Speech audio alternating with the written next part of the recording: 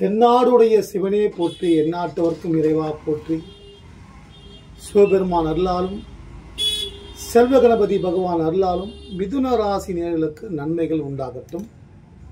மிதுன ராசி மிருகசீரிஷ நட்சத்திரம், செவ்வாய் நட்சத்திரத்தில் பிறந்திருப்பார்கள். அவர்கள் முருகப்பெருமானை வழிபடுவதன் மூலமாக உங்கள் ராசிக்கு 6ஆம் இடத்திற்கு அதிபதி, 11ஆம் இடத்திற்கு அதிபதி, நவகிரகத்தில் இருக்கக்கூடிய செவ்வாய் பகவானை வழிபடுவதன் மூலமாக குடும்பத்தில் இருக்கக்கூடிய பிரச்சனைகள், கடன் தொல்லைகள், கணவன் மனைவி பிரச்சனைகள், வேலை வாய்ப்பு போன்றவற்றை தவிர்த்து கொள்ளலாம். அடுத்து திருவோதிரை நட்சத்திரத்தில் பிறந்தவர்கள் ராகு தசையில் பிறந்திருப்பார்கள். துர்க்கை அம்மன் வழிபாடு உங்கள் வாழ்க்கையில் எதிரிகள் இருக்க மாட்டார்கள். எதிரிகள் எல்லாம் நண்பர்களாக மாறி நன்மைகள் செய்வார்கள்.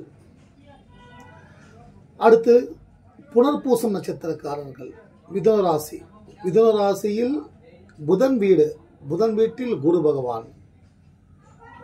புதனுக்கும் குருவுக்கும் ஆகாது, ஆனால் புதன் வீட்டில் குரு பகவான் அதாவது அடுத்தவர்களுக்கு ஆலோசனைகளை கூறக்கூடிய, மற்றவர்களுக்கு வழிகாட்டக்கூடிய புனர்பூசம் நட்சத்திரக்காரர்கள் வழி தெரியாமல், என்ன நடக்கிறது என்பது தெரியாமல் இந்த சூழல் நிலை ஒரு சிலருக்கு இருக்கக்கூடும். அவர்கள் நவகிரகத்தில் இருக்கக்கூடிய குரு பகவானையும் திருச்செந்தூர் முருகப்பெருமானையும் குருவும் செவ்வாயும் சேர்ந்த கடவுள், குரு பாதி முருகன் பாதி கலந்த ஒரு தெய்வம் எதுவென்றால் அது திருச்செந்தூர் முருகப்பெருமான். அந்த முருகப்பெருமானை வழிபடுவதன் மூலமாக நவகிரகத்தில் இருக்கக்கூடிய குரு பகவான், குரு தட்சிணாமூர்த்தி பகவான் அல்லது குரு தெய்வங்கள், அதாவது சித்தர்களாக இருப்பார்கள், தீர்க்கதரிசிகள்,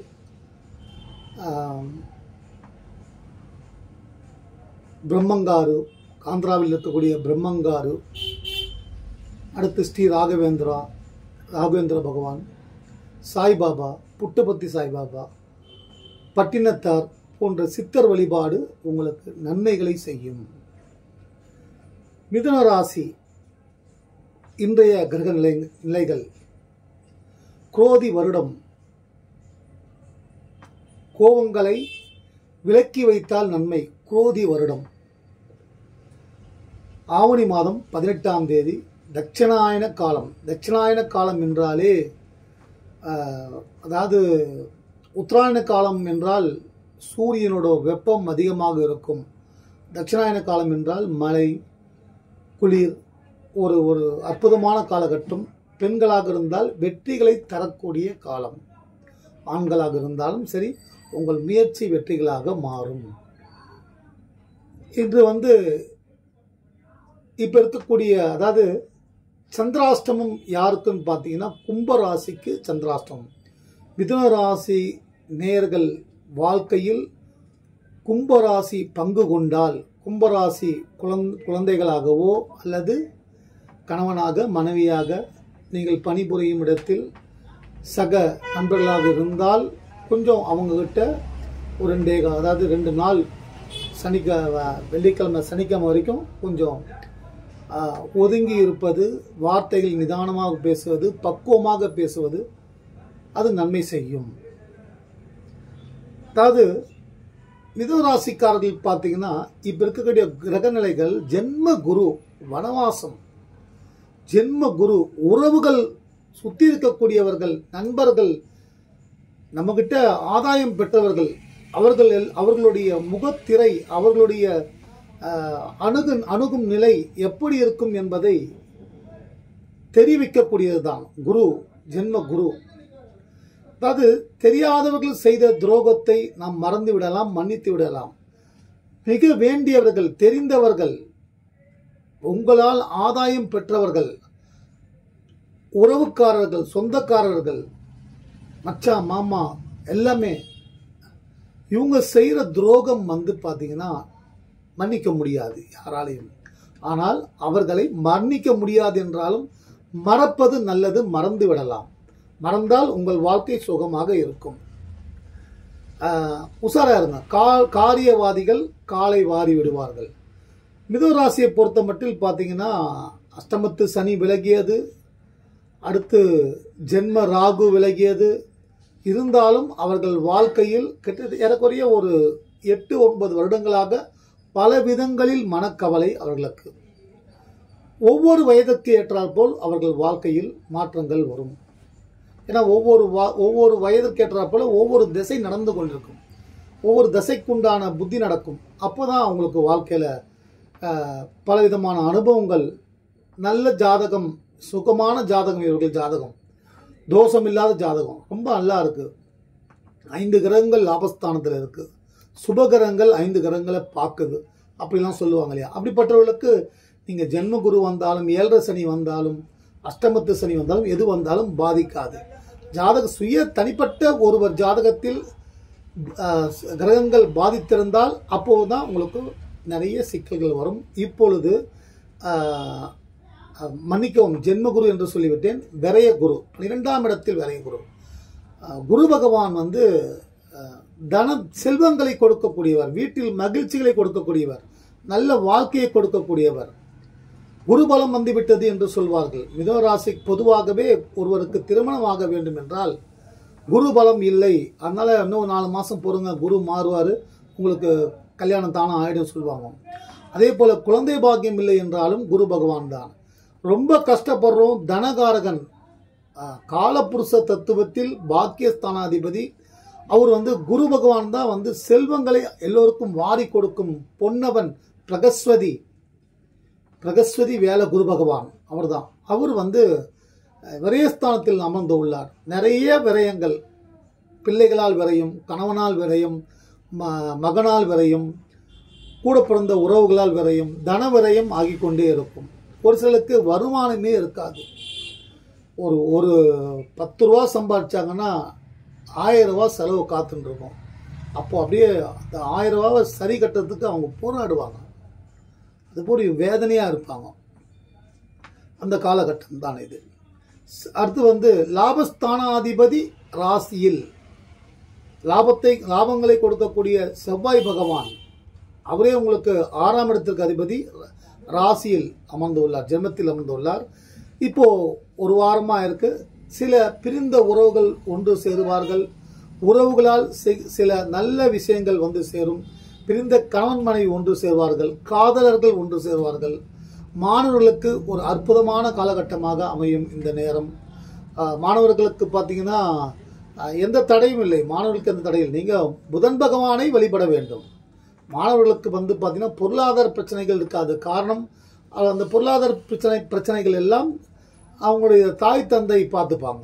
அதனால உங்களுக்கு அந்த பிரச்சனை கிடையாது. ஆனால் கல்வியில் மட்டும் உங்களுக்கு நீங்கள் எந்த படிப்பு எடுக்கிறீங்களோ, நீங்கள் வாழ்க்கையில் எதை சாதிக்கணும்னு நினைக்கிறீங்களோ அதற்குண்டான படிப்பை தேர்ந்தெடுத்து கவனம், எண்ணம் சிதறல்கள் இல்லாமல் நீங்கள் படிக்க வேண்டிய அதன் மீது மட்டும் நீங்கள் கவனம் வைத்து உங்களுடைய முழு கவனத்தை நீங்கள் செலுத்தினால் எந்த பிரச்சனைகளும் நல்லா இருக்கு. மாணவர்களுக்கு, வேலை இல்லாதவர்களுக்கு குரு பகவான் வழிபாடு அவசியம். இப்போ இது தற்போது இருக்கக்கூடிய கிரகநிலைகள். செவ்வாய் வந்து உள்ளார். செவ்வாய் உங்களுக்கு யோகங்களை, சில பேர்கள் வீடு வாங்கும் நிலையில் சில பேர்கள் இருப்பாங்க. சில பேர் பார்த்தீங்கன்னா வாடகை வீட்டில் இருப்பாங்க. சில பேர் வந்து வீட்டுக்குள்ளே இருந்துகிட்டே கேஸு வழக்கு எல்லாமே இருக்கும். அதெல்லாம் இப்போ வந்து அதெல்லாம் சரி செய்யக்கூடிய இடத்தில் செவ்வாய் பகவான். இன்னும் அடுத்து வரக்கூடிய குரு பயிற்சி ஜென்மகுரு என்றாலே வனவாசம் என்று சொல்வார்கள். எல்லாமே சரியாக வீட்டில் இருக்கக்கூடிய தடங்கல்கள், கெட்டதுகள் எல்லாமே வெளியேறும் அந்த நேரம். அது உங்களை சுபத்தன்மை வாய்ந்தவர்களாக மாற்றும். ஜென்மகுரு குரு பகவான் வழிபாடு மூலமாக உங்கள் வாழ்க்கையில் நல்ல மாற்றம் உண்டாகும். புதன் பகவான் மாறியுள்ளார். புதன் பகவான் சூரியனோடு இணைந்து உள்ளார். சூரியன் ஆட்சி பலம் பெற்று உள்ளார். தந்தை மூலமாக சில சந்தோஷங்கள் நடக்கும். மிதுன ராசினர்களுக்கு சில ஆதரவு கரம் நீட்டுவார்கள். சந்திரன், கேது, சுக்கிரன் சுகஸ்தானத்தில் பாம்பு. அதாவது உங்கள் ராசிக்கு 4ஆம் இடம் சுகஸ்தானம், தாய் வீடு என்று சொல்வார்கள். அம்மா மூலமா சில உடம்பு சரியாத பிரச்சனைகள்லாம் வரும். அதெல்லாம் நீங்க சின்ன உடம்பு சரியில்லைன்னா அதெல்லாம் பார்த்துங்க. சில தேவையில்லாத கருத்து மோதல்கள் வரும். அப்போ இறங்கி போங்க, அதெல்லாம் சரியாயிடும். அடுத்து பார்த்தீங்கன்னா 9ஆம் இடத்தில் பாக்கியஸ்தானத்தில் சனி, 10ஆம் இடத்தில் ராகு. இது தற்போதைய கிரக நிலைகள். மிதுன ராசினியர்கள் நேர்மையானவர்கள், நிறைய இயற்கை அறிவாளிகள், பிறவி அறிவாளிகள், பிறக்கும் போதே அறிவாளியாக இருப்பார்கள். அடுத்து பார்த்தீங்கன்னா கொஞ்சம் பேச்சு குறைச்சிக்கங்க, தேவையில்லாத வார்த்தைகளெல்லாம் விட்டுடாதீங்க. உங்களுடைய இல்லத்தில் நீங்கள் பணிபுரியும் இடங்களில் உங்களை சுற்றி இருப்பவர்கள், உங்களுக்கு வேண்டியவர்கள், அவர்களிடம் பேசும் பொழுது சில வார்த்தைகள் அவர்கள் பேசும் பொழுது கொஞ்சம் யோசித்து மறுபடியும் நீங்கள் பேசக்கூடிய வார்த்தைகள், இதை பேசினால் அவர்களுக்கு சந்தோஷம் ஏற்படும், அதன் மூலம் அவர்களுக்கு உங்கள் மீது மதிப்பு மரியாதை வர வேண்டும் என்ற அளவுக்கு பேச பழகிக் கொள்ளுங்கள். ஏன்னா நீங்கள் ரொம்ப அறிவாளி பேச்சாளர், உங்களுக்கு பேச்சு சொல்லிக் கொடுக்க தேவையே இல்லை, நீங்கள் இயற்கை பேச்சாளர். ஆனால் கிரகங்கள் மாறும் பொழுது, கிரகங்களோட பாதிப்புகள் இருக்கும் பொழுது உங்களுக்கு சில பிரச்சனைகள்லாம் பேச்சாலே வரும். அதனால் அதை நீங்கள் மாற்றிக்கிறது நல்லது. கணவன் மனைவி வீட்டில் பார்த்தீங்கன்னா ஹஸ்பண்ட் ஒய்ஃப் உள்ள ஒரு ஈகோ தான். எல்லோரும் இன்னைக்கு கேஸு கோர்ட்டில் வந்து விவாகரத்து இருக்கிறத பார்த்தீங்கன்னா ஒரு சிலர் தான் வந்து பார்த்தீங்கன்னா இந்த வேற ஒருத்தரோட தொடர்பு வச்சிருக்காரு என்னுடைய கணவன், என்னுடைய மனைவி இன்னொருவரிடம் தொடர்பு வைத்துள்ளார் அப்படின்னு சந்தேகமாக இருக்கக்கூடிய வழக்குகள் ஓரளவுக்கு 100% ஒரு 20% தான். ஆனால் 80% பார்த்தீங்கன்னா நீயா நானா, உங்க அப்பா அம்மா பத்தி இவங்க பேசுவாங்க தப்பா, இவங்களுக்கு கோபம் வரும். அவங்க அப்பா அம்மா மாமனார் மாமியார் பத்தி மாப்பிள்ளை பேசுவாரு, மனைவிக்கு கோபம் வரும். அது மட்டும் இல்லாம எண்ணங்கள் மோதல்கள், அவங்களுடைய குணங்களும் இவர்களுடைய குணங்களும் ஒத்து போகாது. ஆனா மனிதன் என்றால், அதாவது மிருகங்கள் எல்லாமே வந்து மாறிக்கொண்டு நிறைய வீடியோவில் பார்த்தீங்கன்னா ஒரு நாய்க்குட்டி இருக்கும், கூட பார்த்தீங்கன்னா கோழி குஞ்சு இருக்கும். இன்னொன்று நான் ஒரு வீடியோ பார்த்தேன், ஒரு பாம்பு வந்து கரையில் இருக்குது, அந்த தண்ணி அதாவது கடலோட கரையில் நிறைய பாறைகள் இருக்குது, பாறைக்கு நடுப்பில் மேலே ஒரு மீன் வந்துட்டு இருக்கு, அங்கே ஒரு பாம்பு இதெல்லாம் வீடியோ நேற்று நான் பார்த்தேன். அந்த பாம்பு அந்த மீன் துடிக்கிறத வச்சுக்கிட்டு அது அப்படியே வந்து தள்ளி அந்த தண்ணியில் தள்ளி விடுது. பாருங்க, வேறு இனமாக இருந்தாலும் உதவி செய்து அவங்க வாழ்க்கையில அந்த நல்ல குணம். அப்போ நம்ம மனித இனம் வந்து எல்லாமே புரியும். அவங்களுக்கு தான் அந்த மிருகங்களுக்கெல்லாம் பார்த்தீங்கன்னா 5 அறிவு தான், ஆனால் நமக்கு தான் 6 அறிவு. அப்போ நாம ஏன் அப்படி மாறக்கூடாது? இது எனக்கு உள்பட இந்த பதில் இருக்கும். இதுக்கு முன்னாடி எவ்வளோ பேர் பேசிட்டு இருப்பாங்க, எவ்வளோ விஷயங்கள் பேசியிருப்பாங்க. உலகத்தில் வந்து அறிவுரைகள், நிறைய கருத்துக்கள் வாழ்ந்து விட்டு இனி நமக்கு பின்னாடி வாழக்கூடிய சந்ததிகள், கணவன் மனைவி அல்லது வாழ்க்கையில் தோற்று போனவர்கள் எப்படி வாழ வேண்டும் என்பதற்காக தனக்கு தெரிந்ததை பதிவு செய்வது. அது நல்லதாக இருந்தால் யார் வேண்டும் என்றாலும் எடுத்துக்கொள்ளலாம். மிதுன ராசி நேயர்கள் பேச்சு குறைச்சா நல்லா இருக்கும். இன்னொன்று, நீங்க வந்து உடம்பு ஆரோக்கியம் பெற, வீட்டில் செல்வம் நிலைத்து நிற்க, உங்கள் ராசிக்கு 8 குடையவன் 9 குடையவன் பாக்கியஸ்தானாதிபதி சனீஸ்வர பகவான். சனீஸ்வர பகவானுக்கு வாரந்தோறும் எல் தீபம் ஏற்றி வழிபடுங்கள். வாழ்க்கையில் நிம்மதி கிடைக்கும். மெல்ல மெல்ல மெல்ல மெல்ல ஸ்லோவா மாற்றம் வரும். அது நல்லது இருக்கும். அடுத்து பார்த்தீங்கன்னா குரு மறைஞ்சிருக்காரு. குரு சுபகரையும் மறையக்கூடாது. தனகாரகன் அவரே வந்து உங்க ராசிக்கு களத்திர ஸ்தானாதிபதி அவர் தான். மிதுன ராசிக்கு களத்திர ஸ்தானாதிபதியும் அவர் தான், ஜீவனஸ்தானாதிபதி தொழில் ஸ்தானாதிபதியும் அவர் தான். அப்போ வருமானம் வரக்கூடிய இடத்தில் வருமானம் தரக்கூடியவர்கள், வாழ்க்கையில் நிம்மதி சந்தோஷங்களை கொடுக்கக்கூடியவர் களத்திரக்காரகன். மனைவி என்பவர், கணவன் என்பவர், அதற்குண்டான கிரகம் மறைந்து விட்டது. அந்த பிரச்சனைகள் உங்களுக்கு வராமல் இருக்க நீங்கள் குரு பகவானுக்கு வியாழக்கிழமை என்று குரு பகவானுக்கு தொடர்ச்சியாக தீபம் ஏற்றி வழிபடுங்கள். வாழ்க்கை மாற்றம் உண்டாகும். மிதுன ராசி நேயர்களுக்கு நன்மைகள் நடக்கட்டும். காரியவாதிகள் காலவாரி விடுவாங்க, உஷாரா இருங்க. அதாவது உங்களுடைய வேலை உங்களுடைய எண்ணங்கள் எல்லாம் உங்களுடைய குடும்ப வளர்ச்சி, உடம்பு ஆரோக்கிய பிரச்சனைக்கு தான். அதுக்கு என்ன டாக்டரை பார்க்கணும், எந்த கோயிலில் போய் வழிபடணும். சனீஸ்வர பகவானுக்கு எல் தீபம், ஆஞ்சநேயருக்கு துளசி அர்ச்சனை தொடர்ச்சியாக செய்து வந்தால் ஆரோக்கிய சீர்கேடுகள் வராது. இல்லை என்றாலும் வழிபடுங்கள், அது உங்களை தாக்க வராது. இருந்தாலும் அது உங்களை விட்டு விலகிவிடும். ஆஞ்சநேய பகவானுக்கு ஓம் ஸ்ரீ ராமதூதாய மகாதீர ருத்ரவீரிய சமத்பவ ஸ்ரீ ஆஞ்சநேய கர்ப்ப சம்பூத வாய்புத்ராய நமஸ்துதே.